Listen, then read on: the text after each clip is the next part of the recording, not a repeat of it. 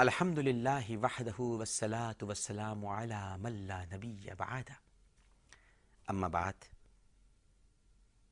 ناظرین کرام، آثار قیامت کے ایک اور ایپیسوڈ کے ساتھ عامر لیاقت حسین حاضر خدمت ہے۔ السلام علیکم۔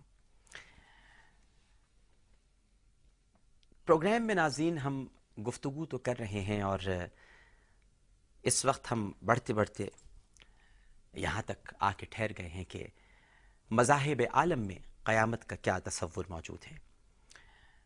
کل کے پروگرام میں ہم نے مصری عقیدے پر گفتگو کی، زرتشت کیا کہتے ہیں، ہندو مت اور بدھ مت میں کیا تصور ہے، بنی اسرائیل یہ کیا عقیدہ رکھتے تھے، اور آج ہم گفتگو کریں گے کہ مسیحیت میں قیامت کا کیا تصور موجود ہے۔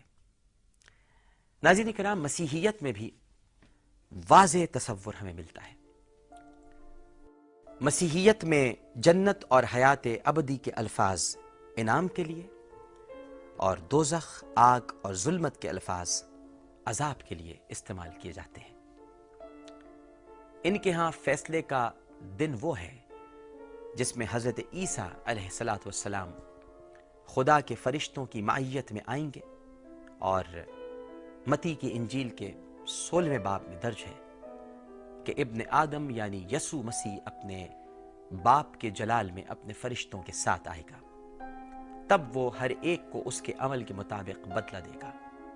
میں تم سے سچ کہتا ہوں کہ جو لوگ یہاں کھڑے ہیں ان میں سے بعض ایسے ہیں جو موت کا مزہ اس وقت تک نہیں چکھیں گے جب تک کہ ابن آدم کو اپنی بادشاہت میں آتا نہ دیکھ لیں۔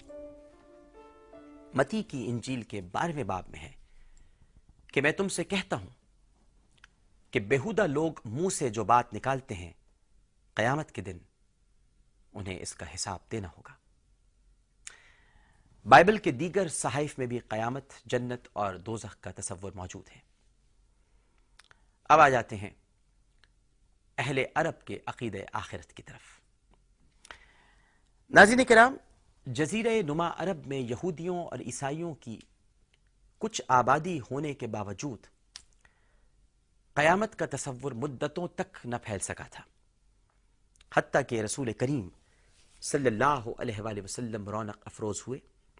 حضرت ابن عباس رضی اللہ تعالی عنہ سے منقول ہے کہ جب قرآن کریم نازل ہونا شروع ہوا تو کفار مکہ اپنی مجلسوں میں بیٹھ کر اس کے متعلق رائے زنی اور چیمے گوئیاں کیا کرتے تھے، اور جب قرآن مجید میں قیامت کا ذکر بار بار کیا گیا تو اس کے بارے میں ان کے درمیان بحث و مباحثہ زیادہ ہونے لگا۔ دراصل اہل عرب کو عقیدہ توحید کے بعد جس عقیدے کا شدت کے ساتھ انکار تھا اور جس کے ماننے پر وہ کسی طرح بھی آمادہ نہ ہوتے تھے اور جو ان کی ناقص عقل میں نہیں سماتا تھا، وہ قیامت اور حشر اور نشر کا مسئلہ تھا اور معاملہ تھا۔ عرب کے لوگ آخر عقیدہ آخرت پر تنقید کیوں کیا کرتے تھے؟ قیامت کب برپا ہوگی؟ اور نبی کریم صلی اللہ علیہ وآلہ وسلم نے اس کی علامات کیا بیان فرمائی؟ یہ وہ سارے سوالات ہیں جن کے جوابات ہمیں تلاش کرتے ہیں، تو آئیے کوشش کرتے ہیں جوابات تلاش کرنے کی۔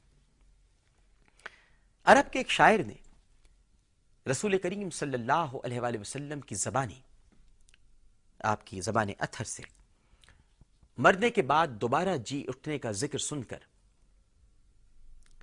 یوں ہرزہ سرائی کی کہ معاذ اللہ، نعوذ باللہ، یہ نبی ہم سے کہتا ہے کہ ہم پھر زندہ کیے جائیں گے، حالانکہ ہم مٹی میں مل جائیں گے، پھر زندگی کیسی؟ یہ تو معاذ اللہ، نعوذ باللہ، جھوٹ کہتا ہے۔ ابو جہل کسی قبر سے کسی مردے کی ہڈی اٹھا کر لے آیا اور لوگوں سے کہتا پھرتا تھا کہ کیا ان بوسیدہ ہڈیوں میں پھر سے جان ڈال دی جائے گی؟ قرآن مجید میں کفار کے اس تعجب کا ذکر اس طرح موجود ہے کہ سورہ قاف سے آواز آ رہی ہے، آیات 2 سے 3۔ پھر منکرین کہنے لگے یہ تو عجیب بات ہے، کیا جب ہم مر جائیں گے اور خاک ہو جائیں گے تو دوبارہ اٹھائے جائیں گے۔ یہ واپسی تو عقل سے بعید ہے۔ سورہ یاسین کی 78ویں آیت میں ان کا یہ استعجاب اس طرح بیان ہوا ہے کہ منکرین کہتے ہیں کہ کون ان ہڈیوں کو زندہ کرے گا جبکہ یہ بوسیدہ ہو چکی ہیں۔ چنانچہ قرآن مجید نے ان کی اس حیرت اور ان چمگوئیوں کا اس طرح جواب دیا۔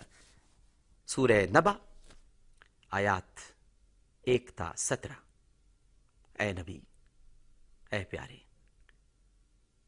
اے حبیب صلی اللہ علیہ وآلہ وسلم، یہ لوگ کس چیز کے بارے میں پوچھ گچھ کر رہے ہیں؟ کیا اس بڑی خبر کے بارے میں جس کے بارے میں یہ مختلف چیمگوئیاں کرنے میں لگے ہوئے ہیں؟ ہرگز نہیں، جلد انہیں معلوم ہو جائے گا۔ ہاں، ہرگز نہیں، جلد انہیں معلوم ہو جائے گا۔